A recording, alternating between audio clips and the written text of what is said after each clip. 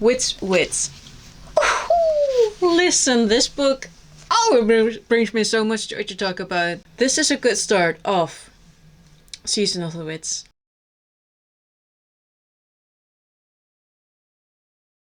So yes, hi and welcome to my second year of trying to do Season of the Wits, and I'm behind my own little schedule.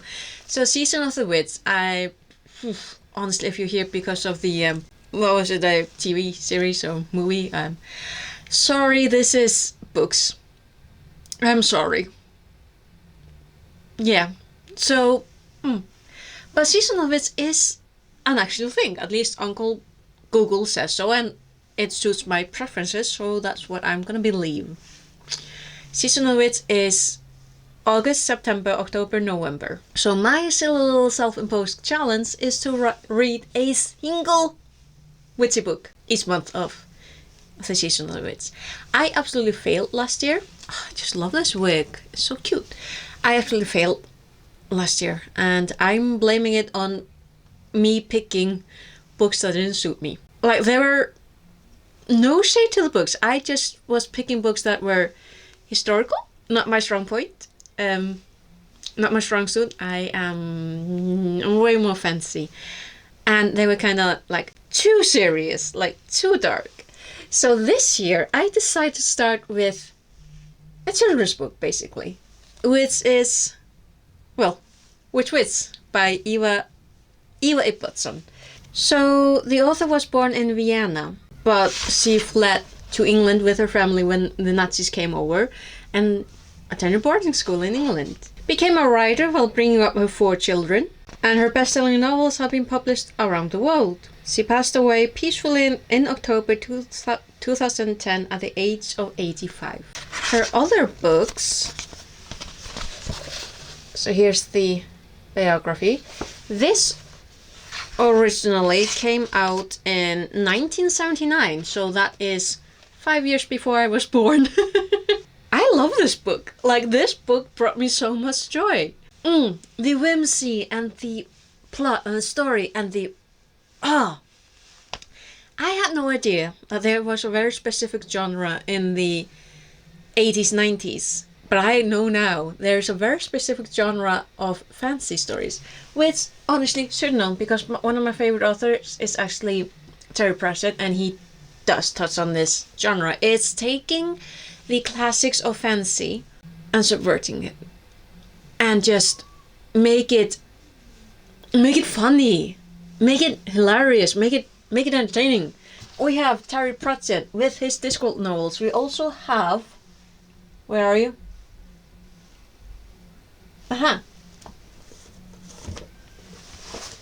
And we have The Tough Guide to Fantasyland by Deanna Wynne Jones.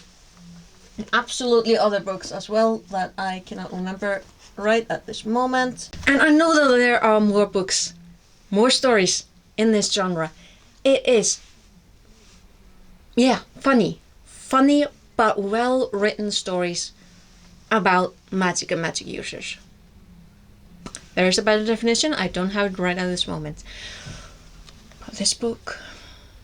So this is about Ahriman the Awful, the feared wizard of the North. And he is hilarious. He's a dark wizard. He is the dark one. And he is so funny. He is very entertaining. So he needs a wife. So he is looking for a monstrous witch with the darkest powers. So he is holding a competition to discover which witch is the most fiendish. Now, we do have the glamorous Madame Olympia, would be the dark one here, conjures up 1,000 plague bear rats, which, by the way, is a scene that is so well written, and it absolutely belongs in a horror novel. Like, if you had if you read this when you were a child and you read the Madame Olympia trial scene, you must be traumatized. You absolutely must be traumatized. Well written, but it's horrific. It is.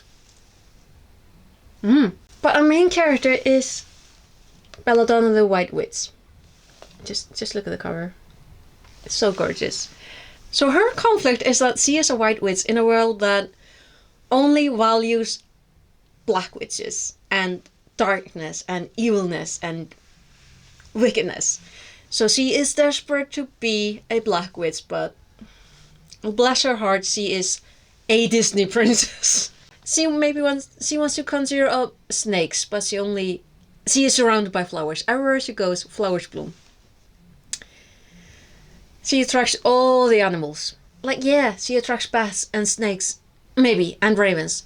But that's because she is such a kind, good person that everyone who meets her just falls in love with her. And it's hilarious, the juxtapositions of darkness and light and how the assumptions and expectations of this society goes against everything.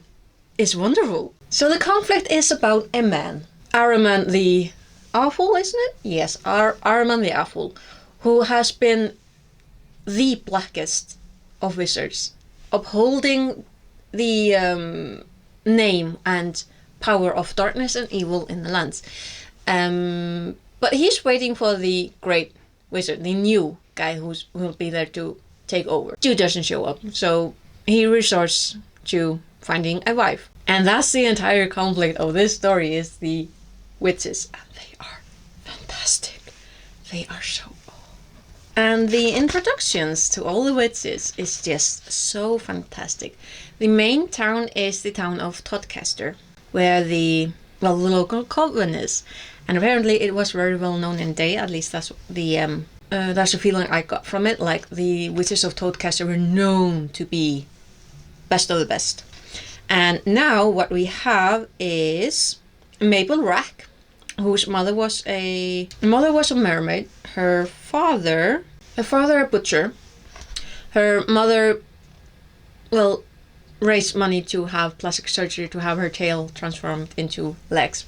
So Miss Rack is clearly she's a water witch. And her familiar is an octopus called Doris, who is very, very playful. Next we get to meet Ethel Feedback, whose familiar is a pig.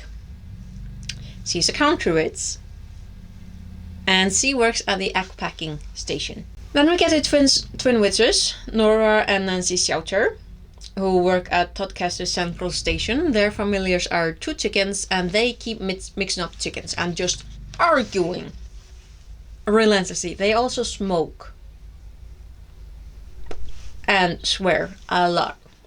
And the oldest witch is Mother Bloodwort. Yes, Mother Bloodwort, who gets confused about what shape she's supposed to be. So she often goes from being a human being. When she gets confused, she turns into a coffee table. And her familiar is what do you call it? A swarm of flies. So her thing is very interesting. She does have this tin with the flies that then turn back into maggots. It's kind of gruesome, but kind of cool at the same time. And then we get Belladonna, the white witch, who none of the other witches like. Because they are black, she is white, and she is lowest of the low. And she literally, her introduction is like two sparrows that are arguing just suddenly start singing like nightingales. There's a flight of golden butterflies, and there's a smell of primroses with morning dew on them. But she is a generally kind, nice person. That's why the other witches don't like her. Yeah. But there is yet another witch that we don't really get to meet, and I'm a little sad about that, because that would be a banshee. We have banshees? And the banshee's name is Miss Weasels. No. The banshee's name is Miss Swamp, but she has the measles, so we don't get to meet her. And we never get to meet her, because at this common meeting, that's when Ahriman the Awful shows up to, basically tell them that they are up for the bride selection. And his assistant and the ogre. Well, his assistant has a tail, and the ogre is servant? Butler, I think. Anyway, they have to hold him back because he takes one look at them and one whiff of Mabel and is like, I'm out. This guy, listen, On top of everything else, like, he is a wicked sorcerer. He has no experience with women. No experience with romance or anything of the like, so he doesn't know anything about women. And what becomes the best source of information is actually the ghost haunting his castle, Sir Simon, who killed his 7 wives. Was it 7 or 8? I think it's 7. It's like, dude killed all his wives. And he becomes the best source of information for Ahriman. It's like, oh, my goodness. But yeah, so the witches are offered this bride selection. And Ahriman gives them all like this mirror so they can watch him. Not hear him, but they can watch him, which is a little bit creepy. Like, you're inviting them to creep on you. But so Belladonna, when she looks in the mirror, falls in love at first sight. Of course she does. And this is also the reason why we don't get to meet the Banshee, Miss Swamp. Because Madame Olympia does not live in Todcaster. But she hears about this bride selection. So she moves from London, where she has a beauty parlor, where she tricks women into paying her for touching them in order to regain their youth. So she gives them a little bit, but she takes way more from them, like a proper witch.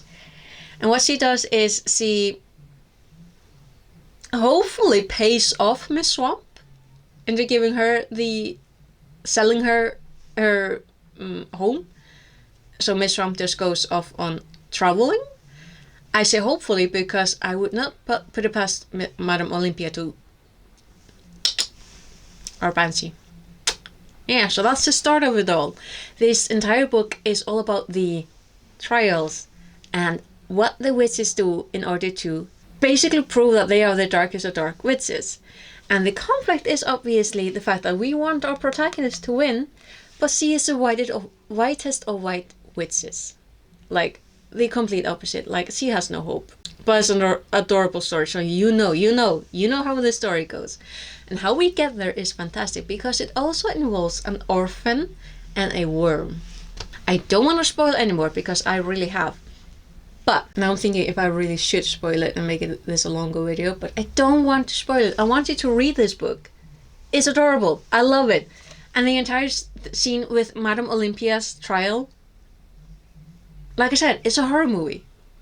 It's absolutely a horror movie. But there is also so much character development, how characters grow throughout this and make realizations. And like, even the old widow, Bloodwort, like, she spared 3 husbands. No, wait, that was Madame Olympia.